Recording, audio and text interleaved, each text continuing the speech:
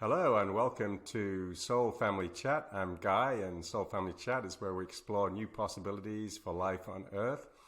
And it's my great pleasure today to welcome Lee Ross. Hello, Lee. Hey, great to be here.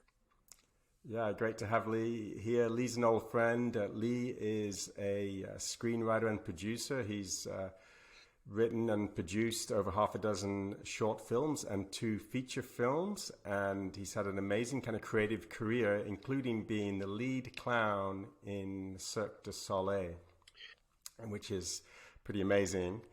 And we want to explore today the creative process and what it's like to be a creator. And I think Lee's a perfect example of somebody who's really persevered in his life and just kept going. So welcome, Lee, and you have a new film, Permission, a new short film. Yes, Permission is written by myself and co-produced, and then I have a wonderful, talented director along with his producer wife, both from Bollywood, India, but have been over here for almost 10 years, Abhishek Satham, and he's done a great job with Permission. Can you tell me just a little bit the premise of the film? I mean, I've watched it. I loved it. Thank you.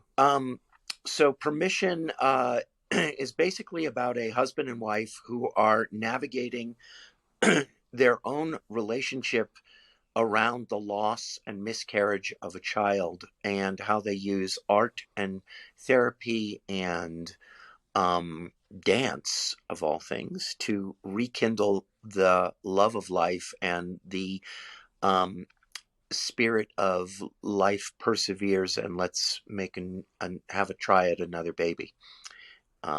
So that's basically the premise of the film, and I went through a creative process with that director to get all those elements in the script.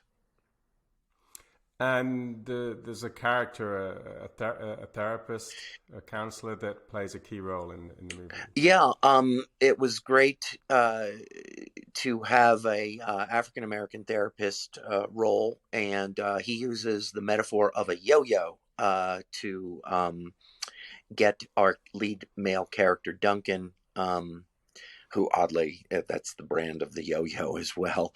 Um, uh, Learning how to do some yo-yo play in order to work through his own issues.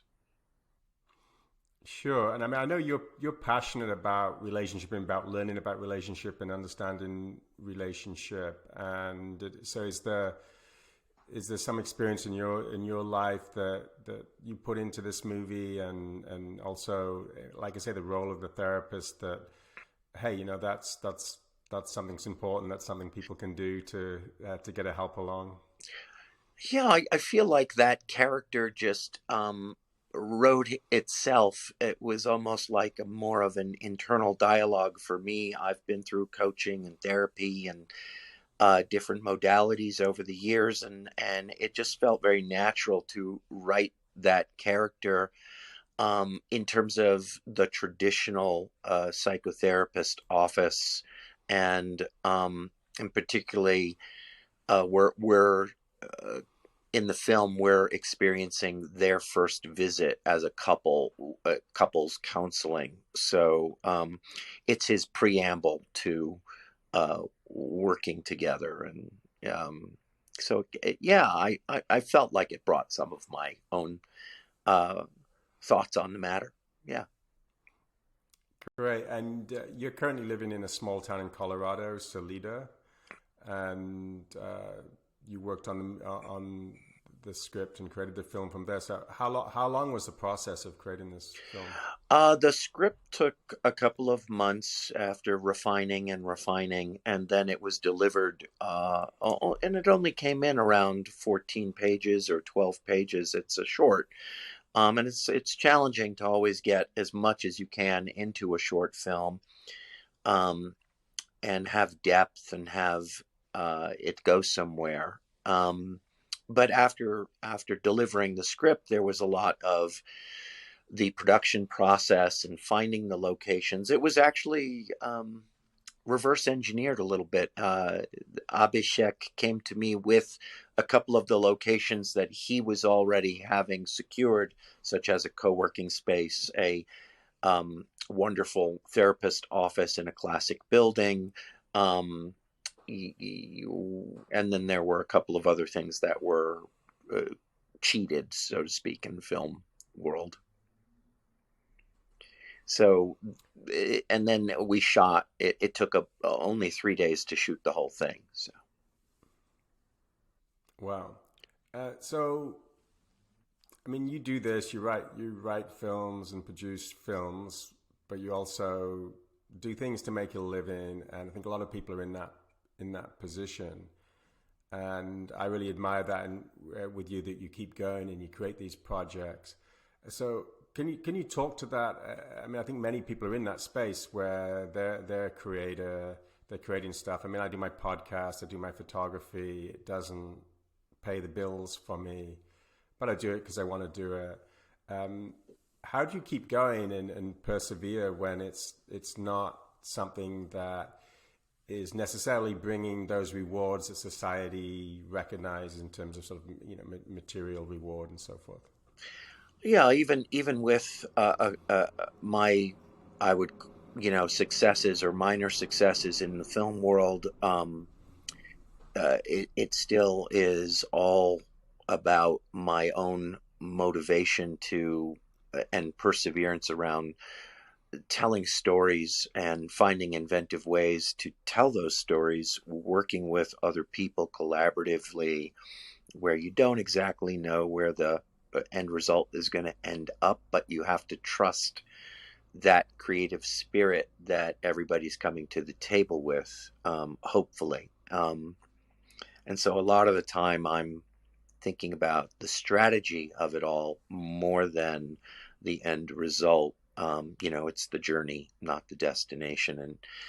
And over the years, I, as you mentioned, I've moved from being, in front of an audience to a different canvas, and I'm much more satisfied with being a writer and producer than I am now being a entertainer and actor performer. After many years of doing that, um, and so a lot of the time for creatives out there, I think it does come down to your own mo- energy and desire to stay within your creative process, whatever that might be or look like, because there are so many echo chambers out there trying to derail you in many ways from staying on your purpose as a creative. Yeah, absolutely. I mean, I've experienced that. I mean, there's times when I said, I'm going to give up the podcast, I'm giving up photography, Yeah. and I just want to, everything I put my time in, I want that to bring that reward for me. And I had to sort of go through a journey on that, like a soul search, and say, do I really want to do it? And why I want it? And why do I want to do it? What's the why? What is the why? Yeah. What is the why? Also, we live in a world and society of basically instant gratification society, where people and these younger generations today are expecting instantaneous results, instantaneous feedback, and yet film in general, even videography to a lesser extent in terms of iPhones and products today, there is a lag time, there is a gestation period, and film, it really takes months and sometimes years for that end product to arrive. And then you're waiting to see if there's any result or response to that message, that work. Whereas some artists, unfortunately, were just driven by this immediate reaction and need to be understood, or um, it and immediately having it immediate.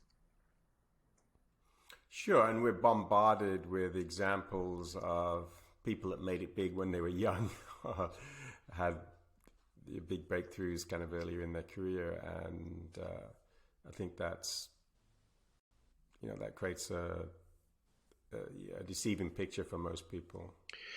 Yes. I can look back at my younger touring days, and it was before the internet, and for the most part, and it was done in such a traditional print and media and radio, uh, and there was a defined old school process. Today, it's challenging to and sad sometimes to watch some of these well-known actors and performers that we've known for many years end up having their life twisted around and put in the spotlight through new media. And look, Johnny Depp's trial or whatever it is, it's right in our faces 24/7. No matter, it's very hard to turn off the mediality, as I like to call it, the media reality we live in.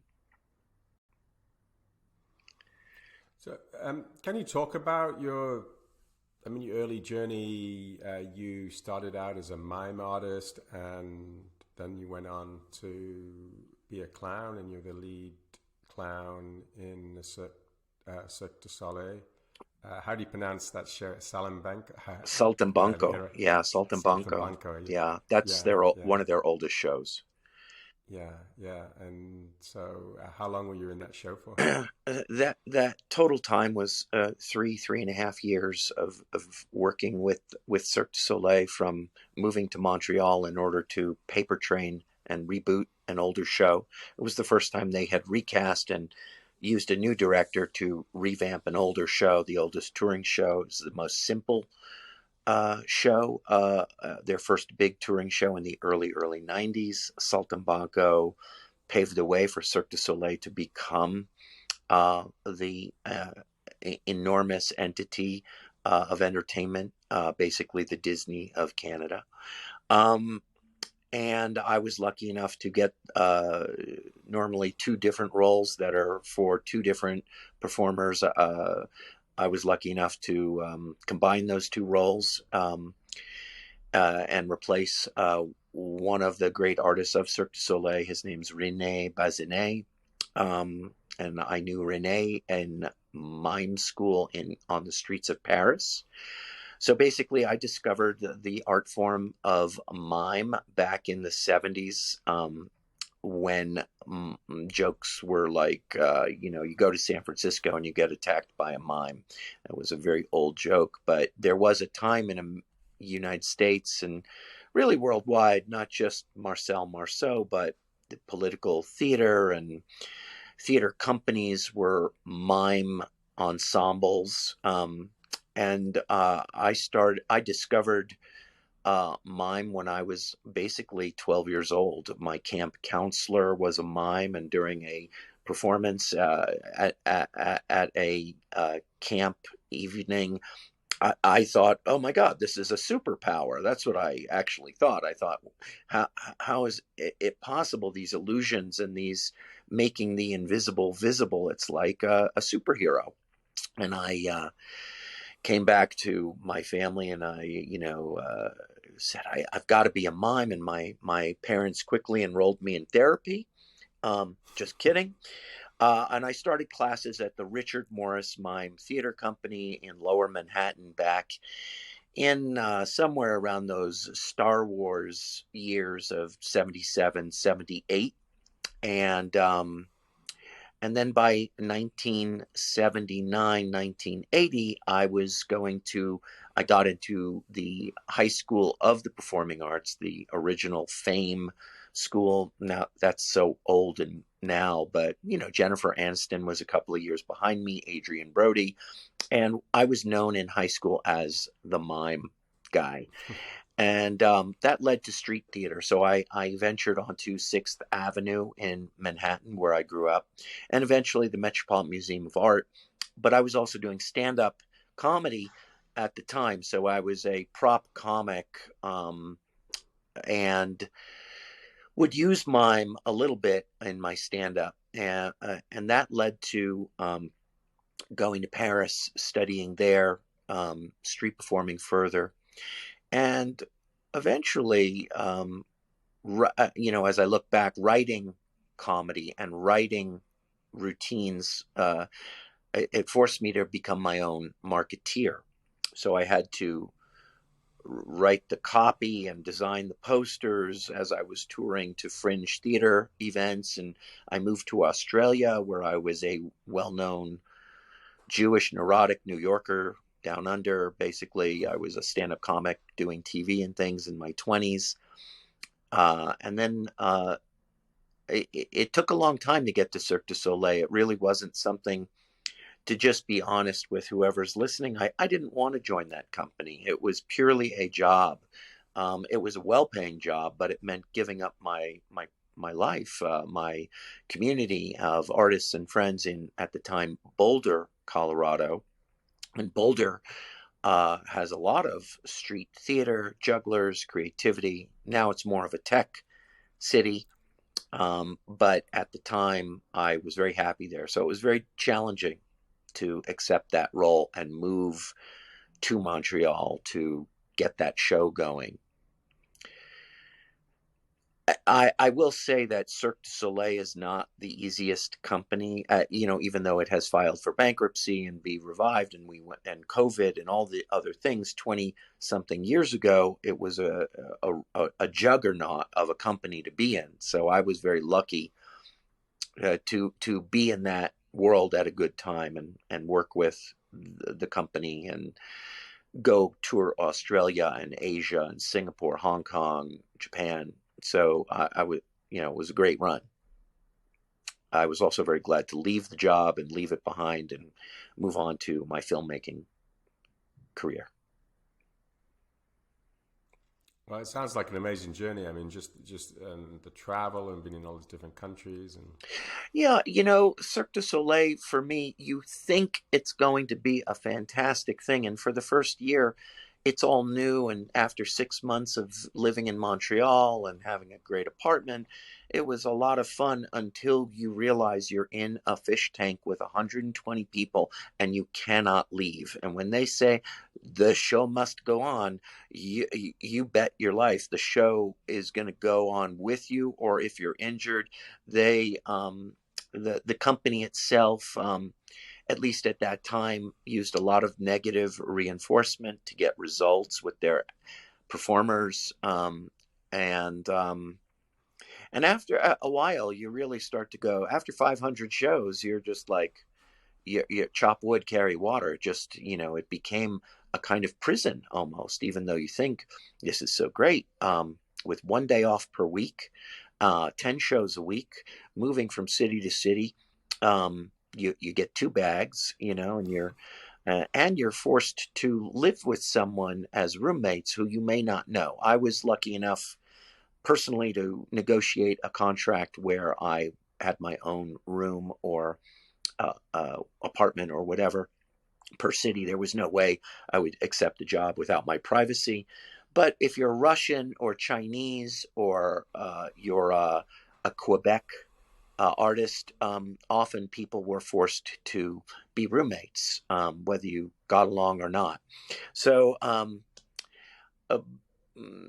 so at a certain point on the tour, I just basically was sitting backstage one day and I heard a voice as clear as a bell, very separate from my own mental chit chat, that just said, "This is your last show." And I was like, "What do you mean it's my last show?" And this other voice in my head just said, "We're done. You're done. And you'll let your attorney know. And we're leaving for the unknown, for whatever." And that's part of the artist process, is departing for the unknown. You don't know where your artistic intent or your creative spirit is going to take you, but it's that little voice that is always perhaps chirping away in the background. You have to listen to it and be attuned to it. And when it can't take the situation anymore, it will make itself more known to you. Yeah, that's very interesting. And when you were talking about the 10 shows a week, and you do, and after the first year, and you do shows, I've always wondered about that. When I lived in London, I used to go and see all the fabulous shows in the West End, and think, oh, these poor bastards have to go and do this every night, and they do it for a long time. How is it interesting when you've done it 100 times?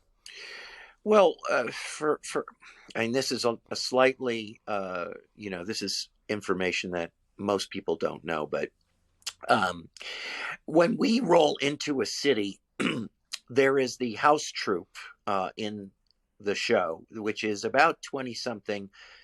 You'd call it the chorus. And they have routines that they do that are choreographed, and they're wonderful. And they also have some little roles and all the characters, and everybody has their costume. And Cirque will tell you when you join the company, you have to ask permission to get a photo of yourself with a friend or a fan, because they own your character. That IP, that intellectual property, is theirs. And I was just very fortunate. I was doing my own material. I was not as certain actors from clowning schools, when they work with a show like Saltimbanco, they bring in Renee to teach, and the young performer all the routines and the movements and the sounds and everything. So they're replicating, and they're just learning his choreography and his character as created by him. But I was lucky to do my own thing, my own material, original material. And it ends up that, we would go to a city, and for example, we get to Melbourne, Australia, and every city we hire the same 25 to 35 ushers. And the ushers in any city discover within the first 2 weeks of us performing that everything in the show is the same every night except the clown. So what happens is they get bored at the first couple of nights. They can't believe it. The ushers who get to, clean up the popcorn and wipe everything down at the end of the night. But for the show, they're standing in the back like any Broadway show, and they get to watch the show. And within a couple of weeks, they realize it's kind of boring after a week or so. It's the same routines, the same music. The musicians, the 5 musicians from Montreal, they play the same 12 songs every night, 6 nights a week.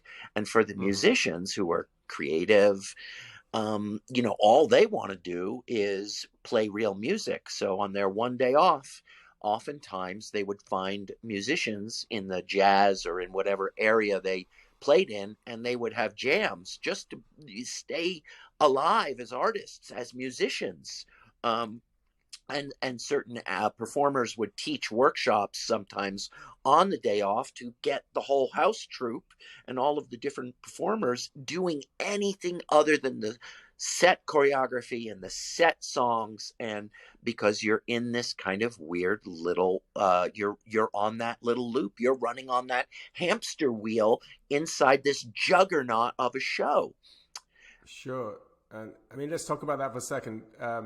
Oh, let me just finish by saying, I'm the on. only thing that the ushers would watch, because when I go on the stage, I don't know what's going to happen for me, because I'm choosing 3 volunteers from the audience, and then I'm forcing them to improvise with me. So my 20 minutes on stage is the only improvised section of the night where something might happen that I have no idea, because I don't know what these people are going to do as we tell a story together.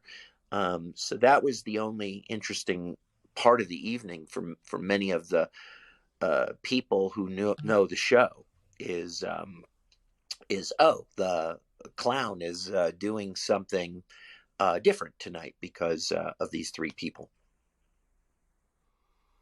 Yeah, I mean, I want to talk about just that intensity of the routine. I mean, we hear about rock stars and touring. I mean, you're a touring. That we know, I think most of us have learned in our lives that there's a principle of kind of rest and activity. You have activity, you have intense activity, and then you need rest. You need to balance, and the more intense the activity, the more rest you need. But the industry, if it's on a roll and it's making money, they're going to suck every bit of energy out of you and just keep going, right, until the money stops. The money stops going. I remember an interview with Agnetha Falstad, the lead singer from ABBA, and the interviewer asked us, "Well, do you have any regrets?" And she said, "I wish that it had last longer, but gone a much slower pace." Yeah. And it was just a fucking rocket ship, right? And because that rocket ship's making millions of dollars for a lot of people, they just keep it going until the rocket ship burns out, and then but it's the people, riding the rocket ship that have the fallout. Yeah, I mean, during the tour, there are a lot of people dealing with addiction. There are a lot of people dealing with personal crises. Some of these folks on the tour have their wife and children with them, Russian. Uh, uh, some people just hook up on the tour because they can't take the isolation and the intensity. So someone from the rigging crew might end up with one of the artists. There's a little school that tours with Cirque du Soleil. So all these kids who are, whether it's the marketing team, there's a huge office for the 50 people on stage. There's another 70 people behind the scenes on this juggernaut of a machine, making millions and millions of dollars. So there's depression. There's a therapist that you can talk to. For me personally, it really became about getting as far into the it's hard to describe, but when I'm on stage, I lose touch with Lee I become this entity. I literally the wishing to there's you get to a point I have gotten to a point as an artist at that time where I would only live for the magic moment, I would call it, where there is no time or space on stage. You literally experience this uh, cosmic kind of level of interaction with not just the audience, but the people I've brought on stage. And we all become kind of oneness for just a few minutes. And I would live to experience and create without trying, you can't do it on purpose. It is, as many teachers say, it just happens. It happens by not trying to achieve anything. And in order to be in that space of no expectation on stage and being completely and utterly in the moment and in the trust of your art form is very challenging. But I would live for each night, because that was the only place that I was truly free, that I felt free of the constraints of this machine. And for that 20 minutes, I would experience a profound freedom that I could not find in my regular life, even with meditation or other modalities. And so now you've created a lifestyle for yourself where you have that balance. I mean, I think from my own experience of that, I think we're of similar age, and when you get in your 50s and beyond, you start to want to create a life that suits your energy rhythm. That's how it is for me. I mean, I've created a lifestyle that matches my energy rhythm, not somebody else's, and not a boss or a manager's or a corporation. And it took a bit of work for me to get there, and there's been some sacrifices with it. But I kind of feel the same thing with you, that you've created that lifestyle now that that you're not under that kind of pressure that you were as a performer. I mean, you alluded to it earlier. Yeah, I mean, I have over the years, gotten used to being an artist, I would call it, in a certain way. And even though I'm not performing or touring anymore, and many other performers and people are not, and like you, have cultivated some kind of lifestyle and ability to survive as artists, and as creators, even during these past few years, because when we look at the reality of being a human being in this three-dimensional space and body, and the world as it is, it's very challenging to not get depressed and not get frustrated with how things are right now, or how things were, or where we were when we were in our 20s or 30s or whatever. I definitely have come to the conclusion in my 50s here to be wanting equanimity, peacefulness, and found a small arts town that for me works with the small community up here in the mountains. That being said, I'm still, like many people, struggling to find the support and financially figure out the ways to keep this going, as many artists do. I'm very lucky to have some support mechanisms in place that allow me a little bit of mobility to do what I'm passionate about. That being said, permission, for example, my new little short film is winning awards, and that director wants to make his first full-length film, a feature film, hour and a half. And again, going down that process, I will get paid, to write a script for him. But at the end of the day, it still is a negotiation around the industry. What is film now in the streaming landscape of Hulu, Netflix, Apple, and it's a new world out there, and it's very challenging.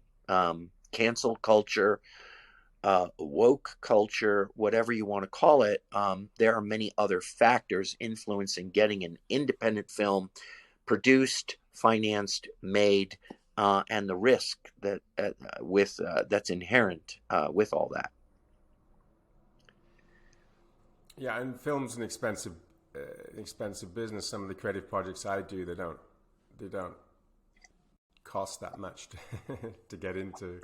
I can be a photographer with you can get a decent used, you can get a professional used camera and professional lenses for under $1,000 and create world class art, with that equipment. But with the film, it takes a lot. So I mean, how did you fund permission, and what's that like the pressure to get the funding and everything for the films and the projects? The general model that I work under or have is that I'm very motivated around finding directors who have some financing, either from a independent investor or through their own personal life, and they have some kind of track record or experience as a director, and they know that they're not necessarily a writer. There are writer directors. There are some awful writer directors out there as well, and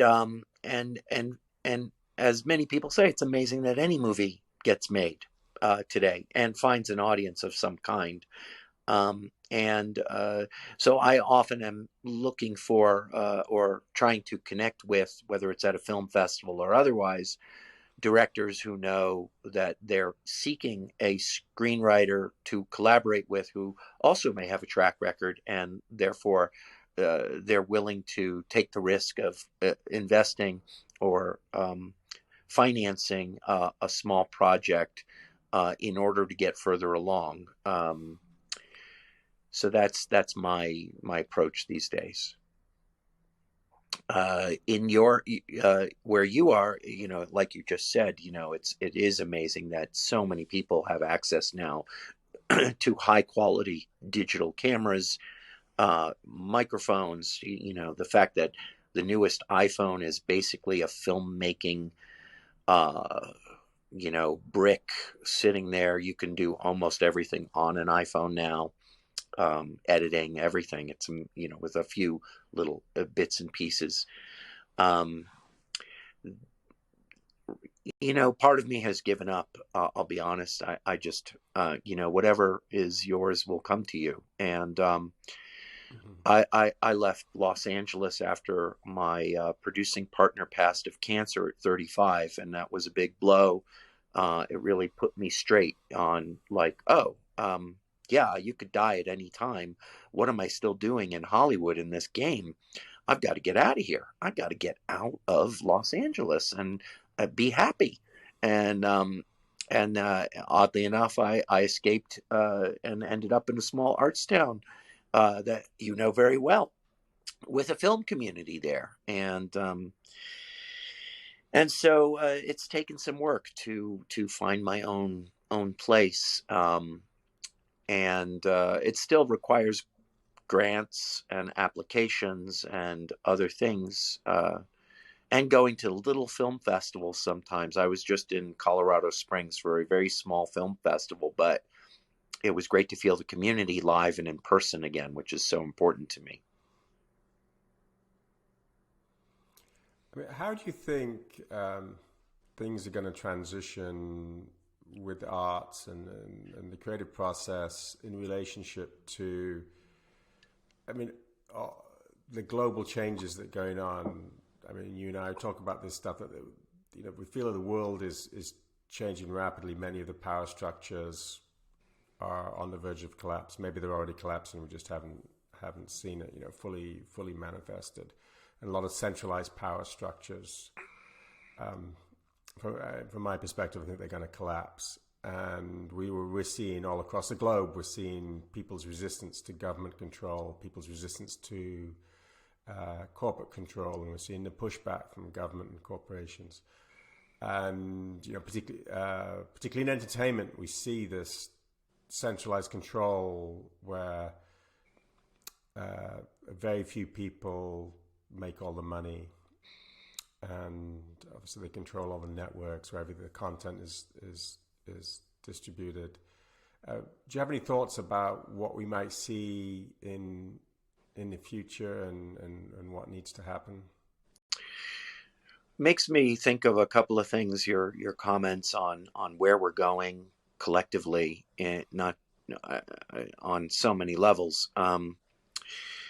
There at the very beginning of the internet, in those early days, when everybody could get their app funded, and you could have an idea on a napkin back in 1999, and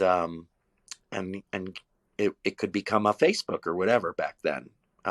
There's a new TV series on a docu series, but it's fictionalized, but it's the story of how Spotify came to be, and that's on Netflix, which has an agenda. Unfortunately, I've heard the CEO of Netflix speak as the keynote, and many of these large corporations, that buy up another. Hulu is owned by Disney.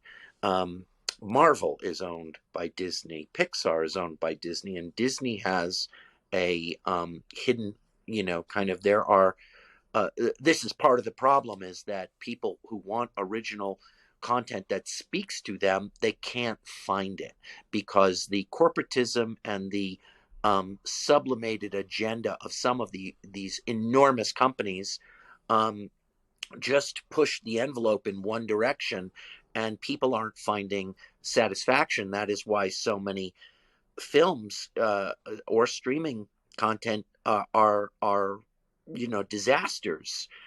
Even right now, we have a huge, they've different companies from DC superhero movies. Now they throw out a $90 million movie, even though it could have been released. And it makes me think of this funny story going back to the early days of the internet. There was a guy who claimed to be a time traveler. And this is back in the days where you had to go into chat rooms and, 2000, 2001. And this man, he visited the chat rooms of some of the bigger What were those? universities. What were the groups called? Was it Alt? What was Oh, the? Do you remember the groups? What was that? See, my memory's all I going remember now. is you needed to know a few DOS commands just to get Yeah, into there these. was yeah, there was a whole area of the internet was just groups, and it was all Yeah, text it and was stuff. actually pretty And it was like amazing. and it was like the Wild West in there. And You go back to 96, 97, 98. Anyway, this guy, his name was John Titor, Titor, and he claimed to mhm. be from the future. And he was in some universities like MIT, had a chat room. And he showed up in this chat room, and all of the guys and women who were at MIT asked him questions. And you can go find this series of dialogues of John Titor, Titor, which supposedly is an acronym for time traveler. Um, and he talks about what is coming in the future. And he says from the time period that he comes from, there is no centralized main channels. There's no NBC, MSNBC. There's no big channels. There's no Disney. It's like where we're heading with the internet is towards you just individually follow individual channels that you have an interest in. So it may not be an algorithm that is manipulating you to watch stupid videos or TikTok this. It's actual things that you're actually interested. And maybe he came from a time period where the content was really relevant to what your interest. It made sense. It's a sense making uh, algorithm and platform. But he spoke about some things that are coming up in the future, and it's very hard to say where we're going collectively as different agendas unfold, whether you believe in them or not, whether uh, so much of what we are uh, permitted to see is not in fact what's really going on, because um, we are so unfortunately, and there may be some people who disagree, uh, but we are so dumbed down by so many different elements, from chemicals and manipulation of food, manipulation of water, fluoridation. Um, every single aspect of our lives usually has some influence from some outside entity trying to control us, and not just banking, not just algorithms from big tech, even on very and you look at all the different countries, and really the spirit of people struggling to find their freedom, find their their place where they are not being suppressed by uh, global organizations that have been around for a long time. Yes, I think that's one thing that many of us learned from the sort of the COVID period. One thing that revealed itself was just the level of transnational control. I mean, people thought there were countries and national governments, and a country has its way of doing things, and it became very clear that the exact same policies were being rolled out in all 200 or so countries. And so how's that possible? And I think it was like a big reveal that was became in plain sight. And the entertainment complex is part of that. You were talking about, what are we permitted to see, watch, consumers content? And then there's also the fact, if you're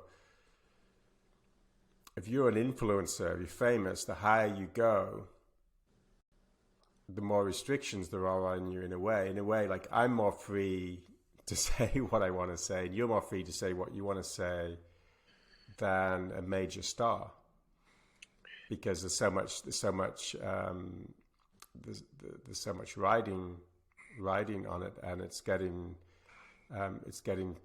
tighter and tighter, and we see the cancel culture. And I mean, I've said this for a long time. There are certain no-go areas, like medicalization of things they put in your arms. That's a no-go area for celebrities to go against the narrative.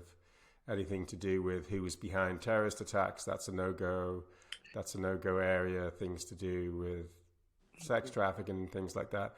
Those are no-go areas. Like, if you're a powerful person with a powerful influence, you're not allowed to have an opinion that differs from the main narrative. And I mean, there are people trying to break away from it, and that's the way it is. I mean, we're lucky in a way we're not famous. So, what are your thoughts on that? Well, we're talking about something here that many, many, many people don't want to know about. Most people are very content to live inside the illusion of what we would call the system. And this system is designed for a long time now to maintain control over your mind, and particularly questioning authority.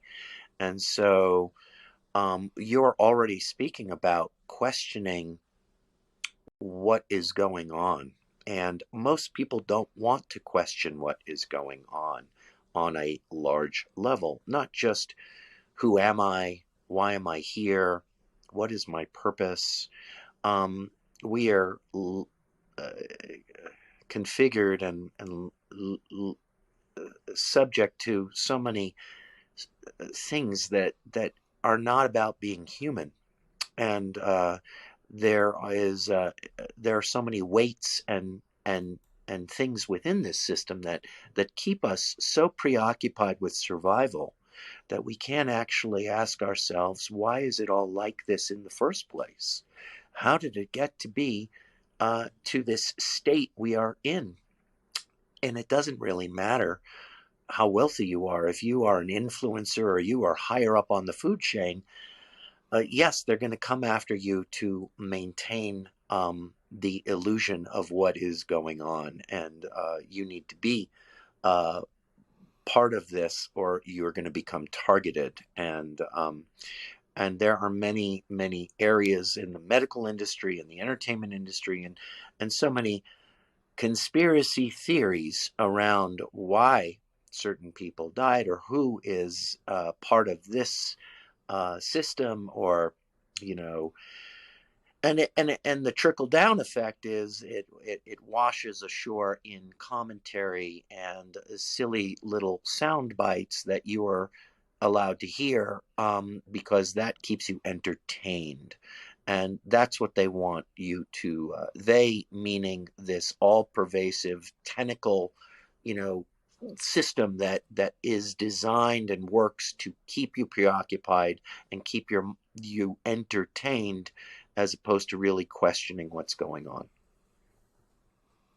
Sure, and even just even content that's questioning the narrative and so-called conspiracy content and something like that, that's still kind of sucking you into the network and sucking you into the screens and the phones. And my theory is that the main thing that let's talk about the they. Somebody might ask, well, who are the they? But anyway, I think people know what I'm talking about. What they don't want you to do is build your own community, grow your own food, stop shopping at Amazon, shop local. Those things for me that I think that are really, really revolutionary. Is building things locally and opting out of so-called kind of matrix if we have system. If we have and endure collapse, the levels of which we are being herded towards, we're we're the lemmings running off the cliff, so to speak. In the aftermath of all that, we will be looking at what you're talking about, how to rebuild in these pockets where sustainable or renewable, or whatever all the buzzwords are around basic survival. Yeah, we don't, knowing how to do things that require basic life survival skills Hmm. are gone from much of many parts of the world in the larger cities and places, let alone the biometric controls and the social media controls of scans. And you must have a device or a chip that gets implanted, or a um, network of bodies, as beyond the Internet of Things, there's the Internet of Bodies. And if you ever Google Sure. Yeah. the Internet of Bodies, you'll go down the rabbit hole of what is part of the agenda when you do research independently. Hmm. Um, Yet, bringing it back to being an artist, being a creator, it really comes down to synthesizing all of these pieces of different threads of what you perceive as reality, and then finding some kind of story to tell that can be accomplished in a believable way as a film that would work today. You have to second guess where we're going to be in another year or so, and will your story and film, which is going to take place in that future, will it work in getting it made and getting it told? And so I'm challenged as a writer to put that into some kind of cohesive genre. Actually, is it a horror movie? Is it a thriller? Is it a action adventure? Is it a drama? What are you writing that's going to keep me watching the screen for an hour and a half? Very challenging. Hmm. Hmm. So I'm in post production right now on a another short film that's about 10 minutes long, with a director in Denver. Um, I have a well known action director from England who is reading one of my Halloween thrillers. That's a very commercial piece, and it is all hurry up and wait. It is all about having a lot of irons in the fires in order to hopefully have just one of them propel forward. Yeah, that's great. Well, one of your feature films, Benjamin Benjamin Troubles, which I Yes. loved, and there's a strong theme about money in that movie. Benjamin's referring to dollar bills. Um, yeah, can you speak about that a little bit? I mean, because the moral of this, I don't know. The part of the moral of the story is that, I mean, maybe money doesn't solve all the characters' problems, right? Maybe you can just tell us what the premise was, and Sure. then sort of explore that a bit more. Benjamin Troubles, which is available on Amazon Prime and Tubi and a few other platforms out there. It's a low budget, independent little movie with a couple of working television actors, and we made it for next to nothing. Everything uh, that mistake that I could make as a producer at that time, and my director, first time feature director, we made every mistake you could make, but somehow we still got a movie made about a magical pair of jeans that produce a $100 bill every hour on the hour that arrives in this guy's pockets as long as you don't take the jeans off. And magically appearing money has been done before. There's another film, another small independent film called The Brass Teapot that also came out around the same time. Um, and that's, did they rip us off, or did they tune into the zeitgeist of this idea? It's, how do you get your ideas? They're floating in the ether, and you pick up on it. And so, myself personally, the story, I was in a secondhand cool clothing store in LA, and I happened to find a $20 bill in a pair of jeans that I was trying on. There was a 20. And I thought, wow, wouldn't it be amazing if it was a 50 or a 100? And they just kept appearing. And that became the premise for Benjamin Troubles. Oh, that's Um, brilliant. I never knew that story that you found the $20 bill yeah, it in the was jeans. a random. You're trying on a pair of jeans. They didn't check all the pockets, but I thought, wow, wouldn't that be cool if you were, if it's 100, then you're making $2,400 a day all the time. As long as you don't take the jeans off, one of the rules. There has to be conflict in your story. So, but for this character who's basically an artist in the movie, having issues and used to sell drugs, yeah, everything that could go wrong for him does, and he gets these pair of jeans, and they only make things more complicated and problematic um, for his life. And, so maybe money is the root of all evil. Uh, so I learned a lot doing Benjamin Troubles, and since that film some 10 years ago, uh, I have been trying very hard to get my next feature full-length film made, and I'm going about it a really indirect route, since I'm looking for other uh, possibilities in the world, dude, that aren't as driven by the bottom line of this industry. So is Benjamin Troubles, is it like a rental on Oh Amazon? yeah, you can get it for it's for free. I mean, if you can find it for free, along with my first movie. But I mean, if somebody rents it for streaming, do you get a few Uh, cents? yes, you get a few cents, and they go to one of my executive producers, and most every independent film out there rarely makes a profit. Is Hmm. rarely one of these movies that actually does some real business. It has to be Napoleon Dynamite. It has to be a huge, huge hit. Yeah. And kind of that world is gone. The landscape of a little independent film that is acquired by a larger company, um, that is long, long gone.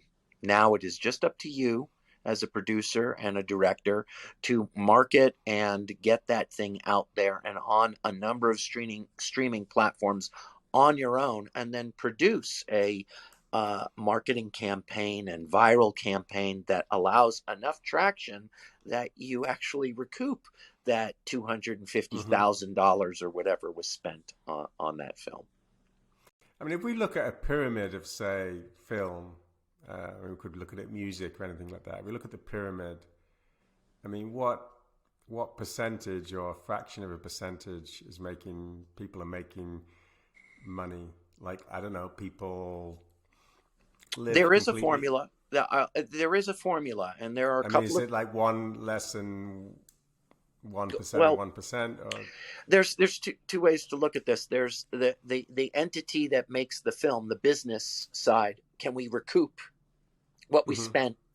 If we made this project for $500,000, will we get that back? And there hmm are models and ways with tax credits and you know uh, the all the different things that have to do with just recouping that basic cost.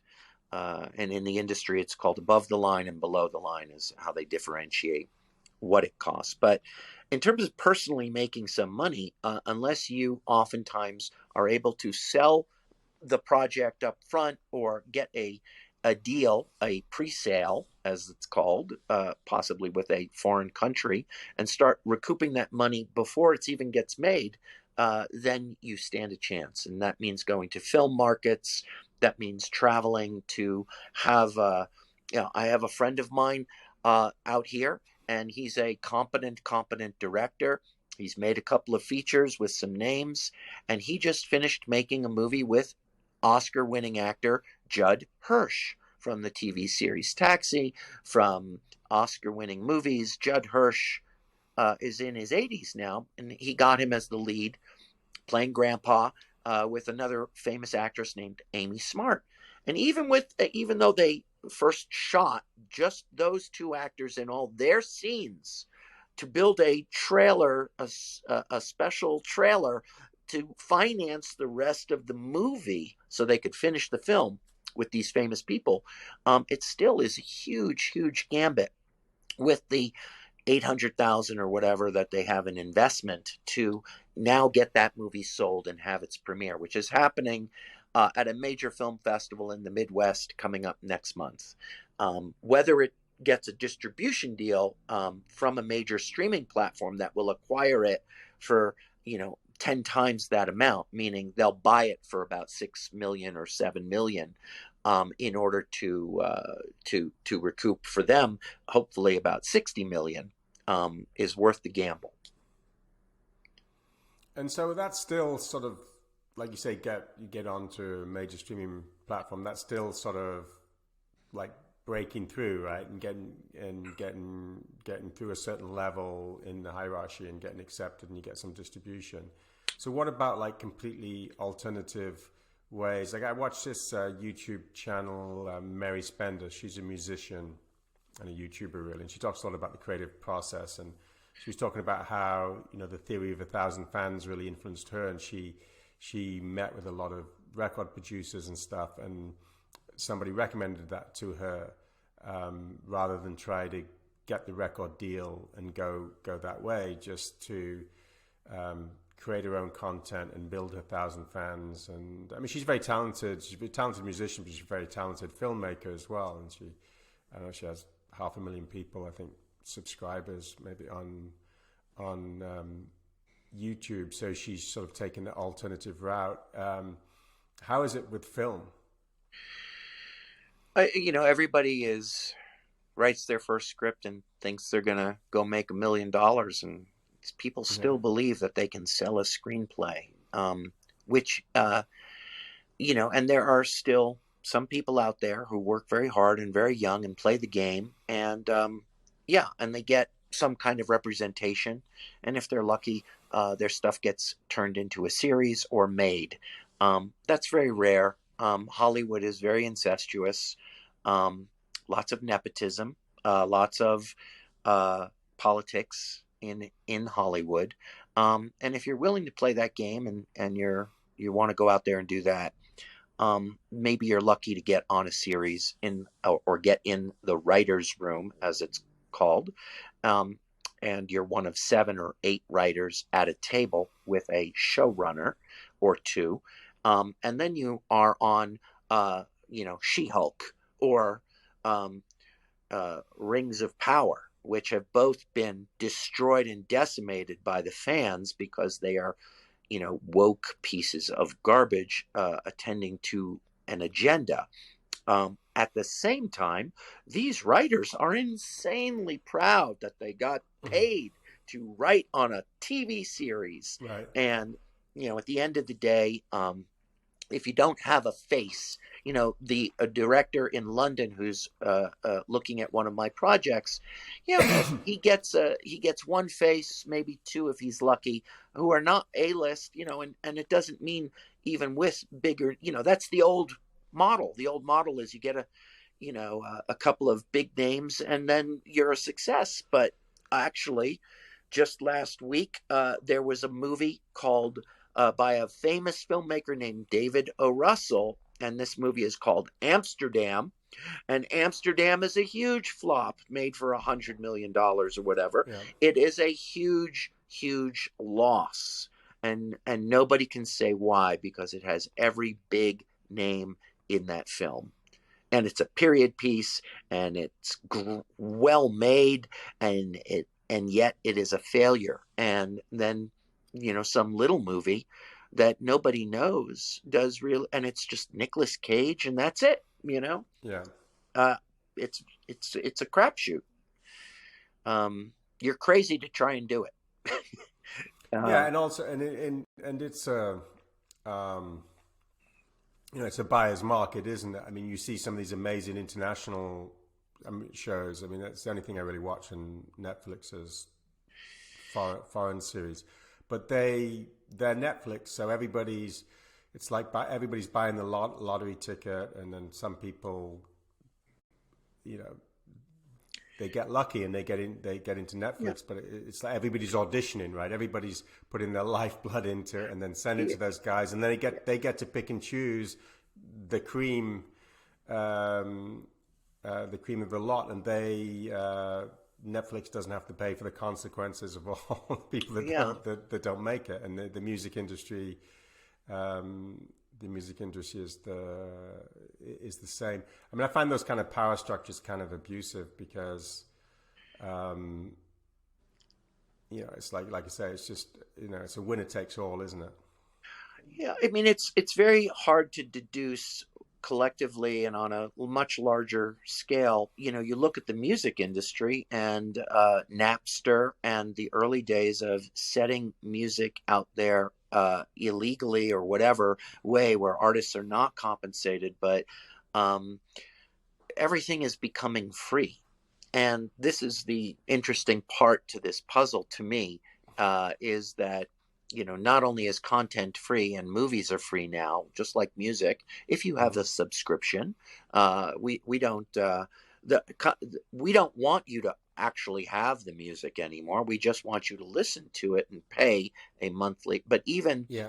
uh, under the systems that we're in, um, should there be a large enough economic collapse that we may be going through in the short event horizon of time, what from the ashes may arrive is new systems that things are actually not barter, but are done, in a needs based society, in a system where we're all like, we all want each other to just survive, and you are given what you need to survive. So whether that is film, music, and then onto cars and electric cars or wherever we're going, it's very hard to discern, but um, film is pretty much free at this point Mm-hmm. if you Mm-hmm. want to find something.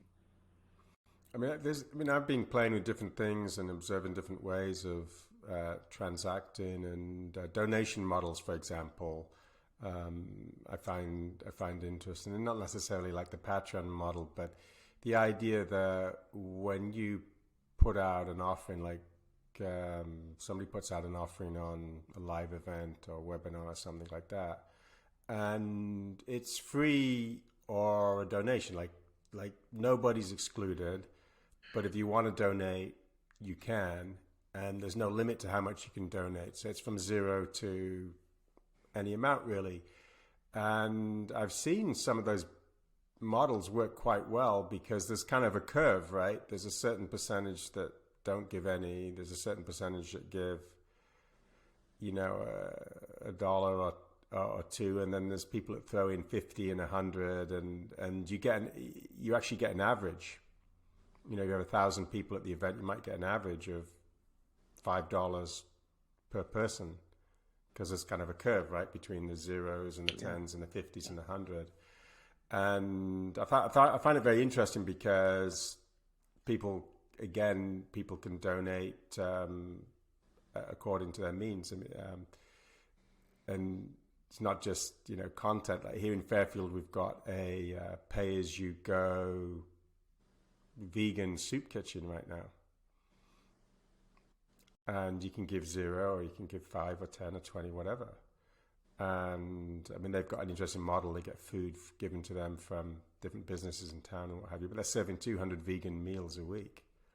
Yeah. Oh, I I mean, love. that's just that. I love that they're like the efficiency of that, and people that don't have anything are getting helped, and people that have can contribute. I think it's beautiful.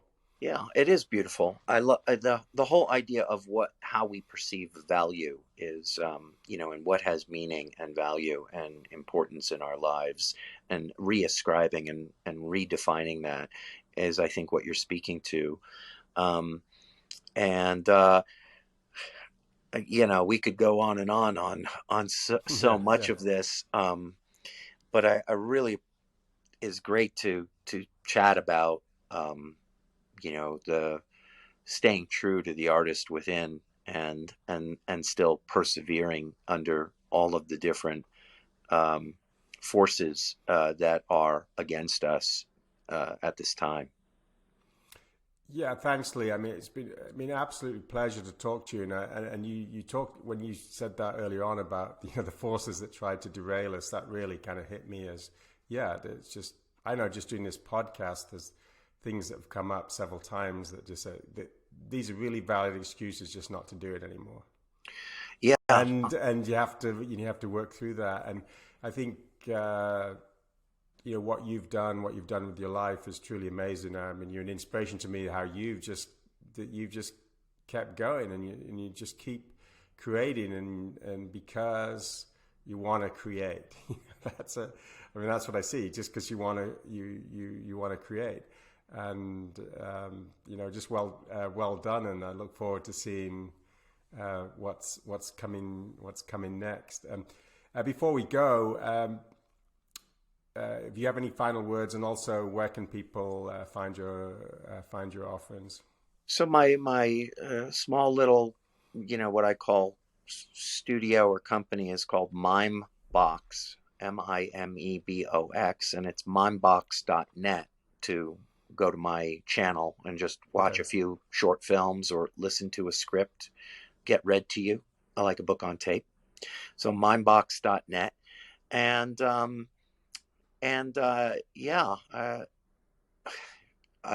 am still out there persevering, and I really appreciate the time and love that you're creating a space for people to be interviewed this way.